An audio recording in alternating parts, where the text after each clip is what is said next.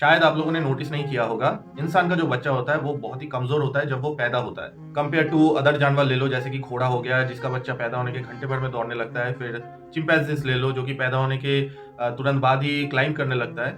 उसके रिस्पेक्ट में अगर इंसान का जो बेबीज़ होता है तो वो बहुत ही कमज़ोर होता है और बहुत धीरे-धीरे ग्रो करता है। और इसका जो रीज़न है ना, ये हम लोगों के एवोल्यूशन पे छुपा है। देखो, दुनिया में ना हर चीज़ का एक प्राइस होता है, तो जो इंसान इवॉल्व हुआ था, तो उसी का जो प्राइस है वो आज हम लोग पे कर रहे हैं। अभी ये बुरा बात है या फिर अच्छा बात है, ये लास्ट में डिसाइड करना, पहले वीडियो पूरा देख लो। देखो, इंसानों का जो ब्रेन होता है ना, वो बाकी जानवरों से ज़्यादा बड़ा होता है और ये इवोल्यूशन के कारण ही हुआ है।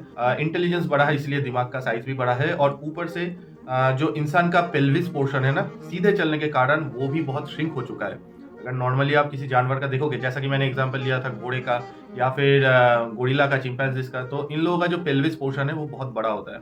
तो क्या हुआ, बड़ा ब्रेन होने के कारण तो जो सिर था ना, तो वो तो बड़ा हो गया और जो माँ है तो उनका पेल्विस पोर्शन छोटा होने के कारण तो जगह जो था ना बच्चा निकलने का, वो छोटा हो गया। लेकिन दूसरे जानवरों में जो पेल्विस पोर्शन होता है वो बड़ा होता है। तो क्या होता है, अंदर में ना एब्डोमेन में बच्चे को ग्रो करने का मौका मिलता है, बहुत ज़्यादा ग्रो होने के बाद भी वो लोग निकल सकते हैं बाहर। लेकिन इंसान के केस में ऐसा नहीं होता है।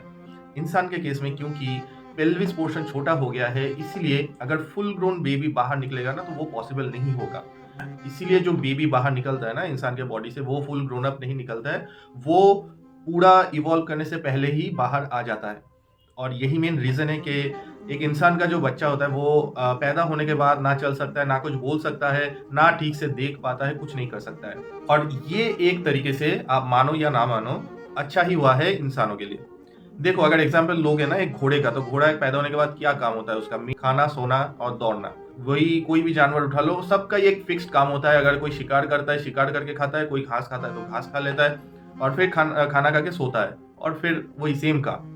लेकिन इंसानों के केस में इंसान को बहुत टाइम मिलता है धीरे-धीरे ग्रो करने का, ब्रेन डेवलप होते जाता है और जब धीरे-धीरे ब्रेन डेवलप होता है, बॉडी भी डेवलप होता है, वो और नॉलेज गेन करता है, इमोशंस गेन करता है और यही वो चीज़ें हैं जो इंसान को इंसान बनाती है, जानवरों से अलग बनाती है।